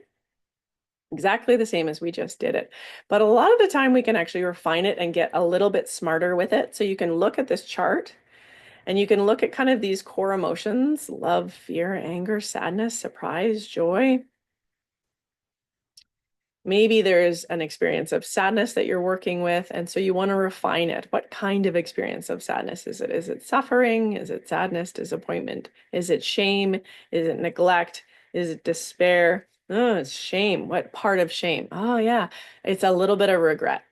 I'm experiencing a little bit of regret. So then you go through, even though I'm experiencing a regret, I deeply love and accept myself. Crown of the head, even though I'm experiencing a regret, I deeply love and accept myself. Eyebrow, corner of the eye, under the eye, top of the lip, bottom or in the chin, collarbone, bra strap. Once you learn these and start working with them and applying them, they become really, really easy to do, as well as really easy to forget to do. So this is simply an acknowledgement of the emotion so that the emotional chemistry can flow and I can become a safe space for emotions to move within me. When I first started, it felt kind of like cardboardy and fake. Like I was like doing it, but not really feeling it. And then it really started to come. And one of the things that I notice now is if I'm ruminating or I'm stuck in sort of like, oh, this is happening and I wish it wasn't happening. And what is that person going to think? And what is that going to mean? And what does that mean for my health? Or what is that? Whatever that is, I try to use that as like a, hey, this is the data that we want to work with in our body. We're not going to figure it out with our mind. And so I go to EFT tapping because most of the time when my limbic system is hijacked in that way, I don't know what to do with it. I'm afraid. I'm fearing for my life in that moment. Even though it's not necessarily true. I'm not actually dying. I'm the one that's attacking myself. The way that we work with this is through EFT tapping. So we already did anxiety. Oh, you know what? I think actually there's some questions around anxiety. Yes. This is what we're going to do as our closing kind of workshop piece. Anxiety reveals the things that we're not saying to ourselves. When you're saying yes, or when you're saying nothing at all, where you want there to be a no, right? So I'm agreeing to something, but I actually don't want to be agreeing to it. Anxiety will be what tells you that. So you need to figure out what it is that your yeses and your nos are. A lot of the time, if we process our emotions first, depending on your emotional guidance system, like some people have a splenic or an intuitive immune system type of guidance system, other people have an emotional or chemistry guidance system. When we work together, we'll look that up in each person's chart. But within this, what am I saying yes to that I should be saying no to? Anxiety might be the thing that it reveals. Anxiety is really good at showing us what we're not advocating for vocally. What story or life are you correcting that feels out of alignment with your beliefs or your values? This is a great journal prompt. What am I? It's actually part of integrity training. What am I thinking? What am I feeling? What am I doing? Write three paragraphs. Here's what I'm thinking. Here's what I'm feeling. Here's what I'm doing about any scenario. And then ask yourself, are they in alignment? Again, you don't need to share this with anybody, but you'll get to see, oh no, I'm saying something, but I'm feeling another thing. Anxiety is what shows us that. This is another one, and this is from Mark Grove's book. Write out the answer to your worst case scenario that you fear. So take it as far as you can. Like take that anxiety, turn it up to 10. What is the thing that you're so afraid of? Sometimes if we just see it and name it, we're actually like, oh, that's not so bad. Sometimes you can share that with somebody and it really becomes a healing thing where they're like, wow, yeah, that wouldn't bother me in partnership. That would be totally acceptable in our friendship. Most often for women, what if I'm too much shows up. Men never seem to think they're too much. Women always seem to feel like they're too much. I know this from my own experience too. It's kind of like, I don't want to be too emotional. I don't want to have all these feelings. I don't want to have this big consciousness running through my body. I might be too much because not everybody can handle it. That's okay. They're not your people. Not everybody has to be your people. What if I never find somebody else, right? What if this ends a relationship and what if I'm alone forever? And then flip the script. What if I'm not too much and they love me more for being authentic and being myself? What if I do leave and I find the right person for me to be with, and I actually feel more aligned with myself and my truth. What ifs are a great way to play with these layers of consciousness that are trying to come up and emerge. I found this one when I was like, what if I'm alone forever? Not everybody can feel this way, but this is my experience. I was like, I would be okay with that. I would be okay with that. I am willing to acknowledge that that might not feel great all the time, but I wouldn't die, you know? That might not feel amazing to me in certain experiences, but I'm wise enough to be the person that can meet myself in that. It's actually really freeing when you start to kind of look at these like worst case scenarios from an authentic space. The trauma field is a real thing. So if there's trauma, then it can be difficult to apply our neuroception. So is there trauma or is there truth? What is wrong with me? This is all my stuff. What is wrong with me and this is all my stuff is the common kind of explicit expression when we have had an experience in our younger parts not being met. So name what's present without being connected to the trauma. Just say what is the dominant emotion that's present. Validate the somatic experience. Bring a languaging to it. I'm noticing a lot of activation in my system, and the story I'm telling myself is that I need to go and this relationship is over. It's a story. So often when we start to evolve our languaging capacity, which is another kind of section of this program, I'll help you evolve your language skills. I'm noticing is like I'm taking responsibility.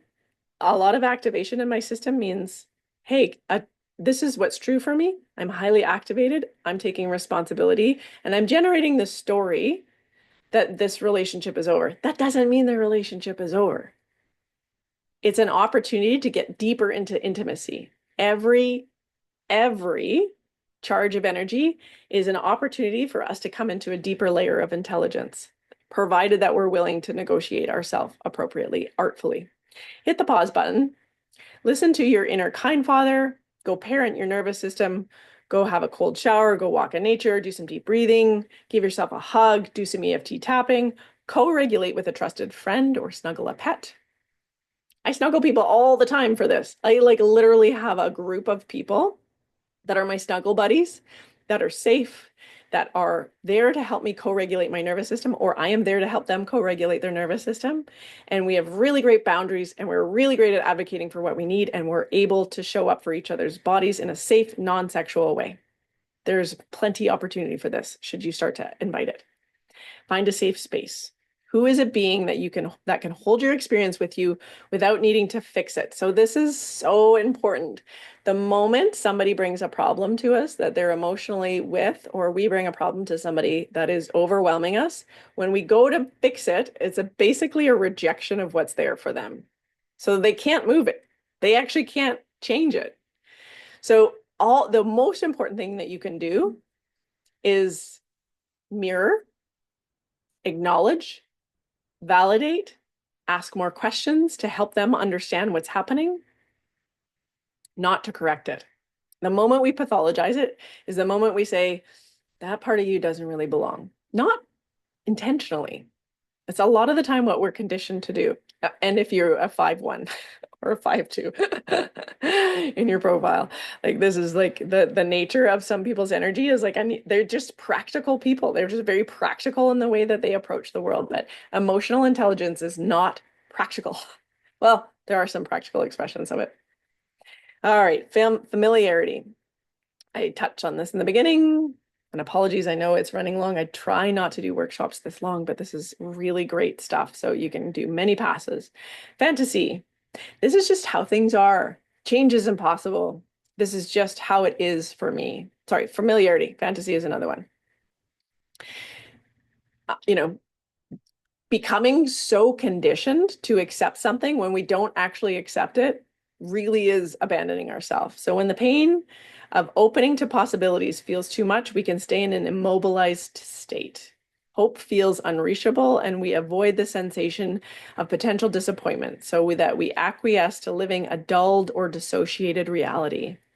The hidden core belief is I don't deserve more. This is as good as it gets for me, and I should just be grateful. Maybe familiarity is a pattern that you have. So here's some things that you can explore. Explore the core beliefs. What is your belief around your self-worth, around receiving, around goodness and possibility?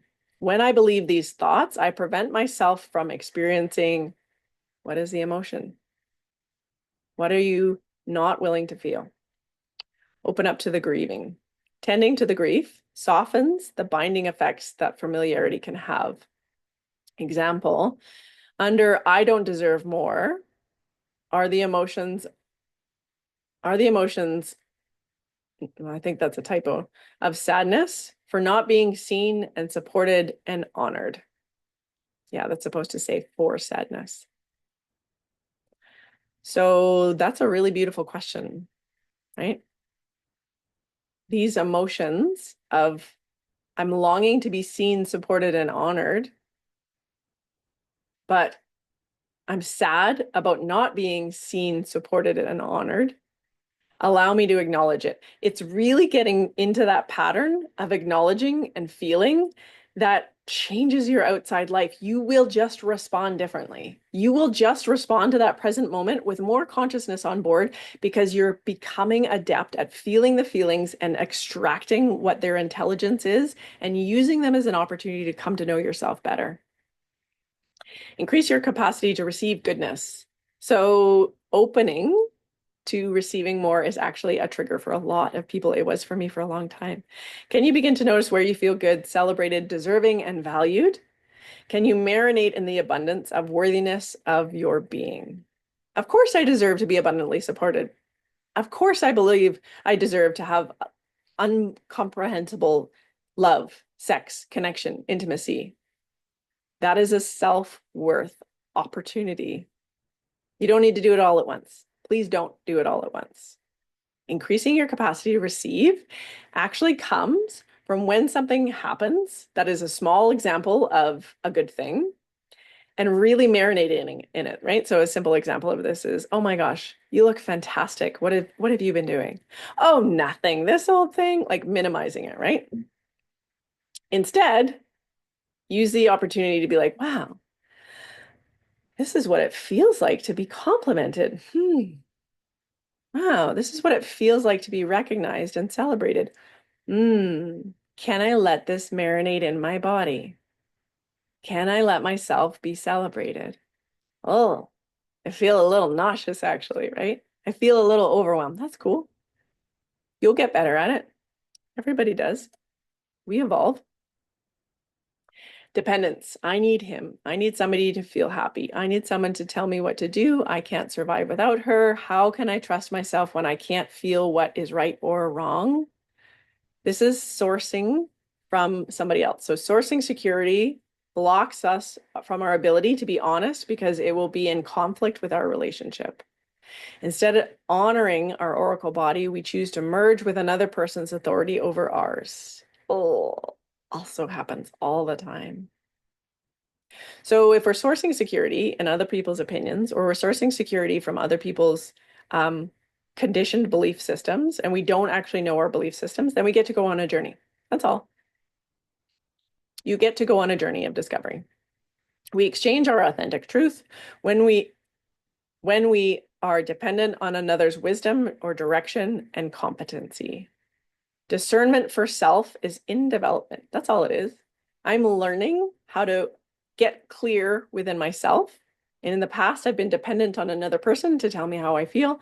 And in this moment, I'm evolving the parts of me that have something to offer. They have something to say. So you need to name it to claim it. I am depending on them for a sense of stability, direction, safety, worthiness, love, and validation. Totally okay. Once you're willing to actually acknowledge that that's happening, you will organically start to notice other opportunities or other ways. Checking in with yourself before and after connecting with people. We pick up vibes and patterns from people all the time, especially if you're a projector or like a more open-centered energy expression. Do you feel good going in and then afterwards you're like, oh, I just feel icky. Like I talked to that person on the phone and my energy just dropped. These are really good things to pay attention to. Are you mirroring their mood? So they're sad, so now I'm sad, right? I was fine, but they came in and they're sad, and so now I need to meet them where they're at.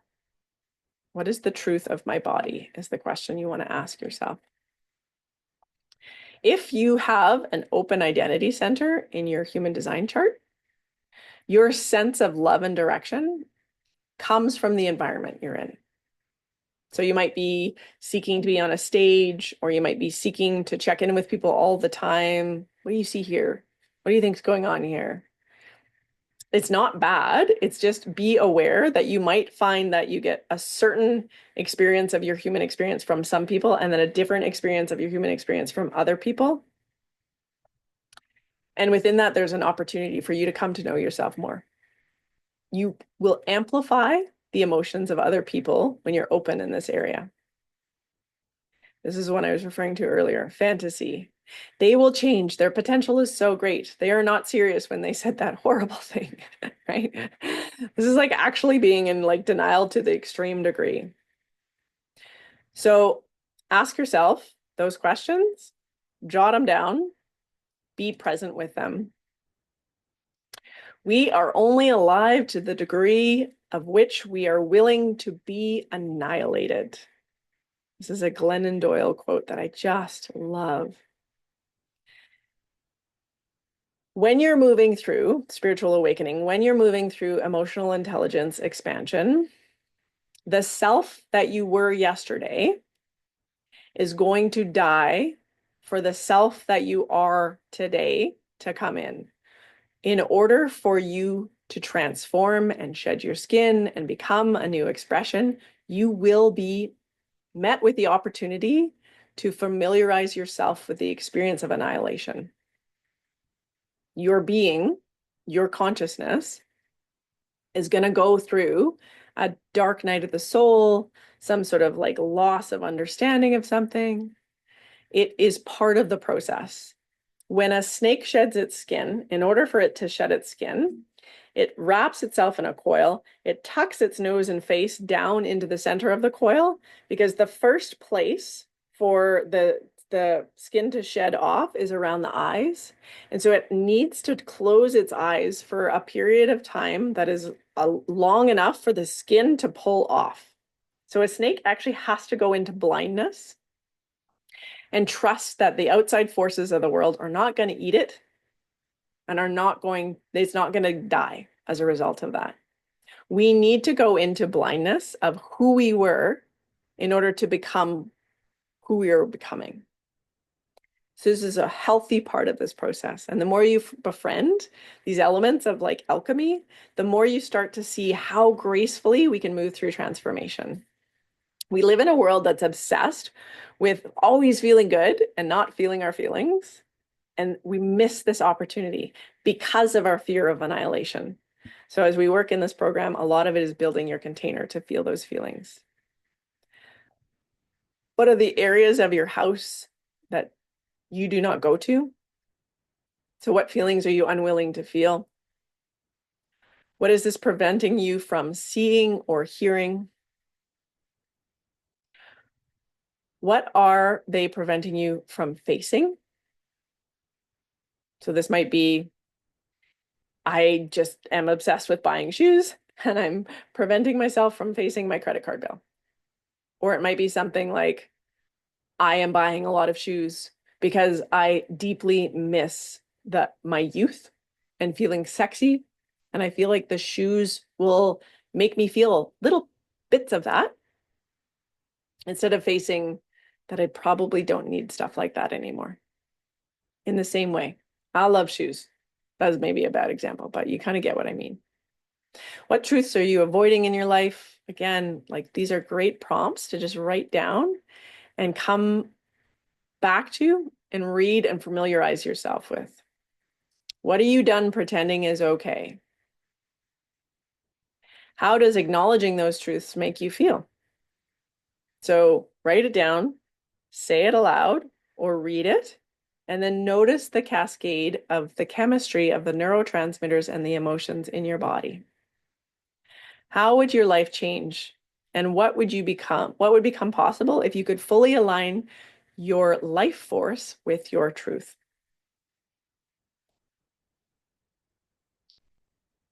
When we start to feel in the astral field what has been numb, collapsed, and stuck, we're taking our yang consciousness, this fire of our wisdom mind, to locate and isolate what is happening. And we're going to bring it to what is showing up in our frozen state, what is showing up in our numbness. Things I'm not saying, journal prompt. So, what is the thing that I am not saying to my partner? What is the thing I'm not saying to my doctor? What is the thing I'm not saying to my mother? When you put the awareness underneath the frozen part, often what happens is water works. Frozen water becomes water and emotions flow. So this is really a beautiful space to end on, because mystically speaking, when something comes out of a frozen state, we then have access to all of the emotional consciousness that was bound up in that state. So we transform our DNA, our mystical expression of our being, every time we laugh or cry. Those two combinations change our frequency to come into a deeper and more advanced expression of coherence. And that is the end of my slides. Invitation to share, ask questions, seek refinements. Let me know if you need copies of the slides that are the question slides. I'm happy to provide them for you if you don't already have them. Much love. Looking forward to hearing all of your explorations. Be well.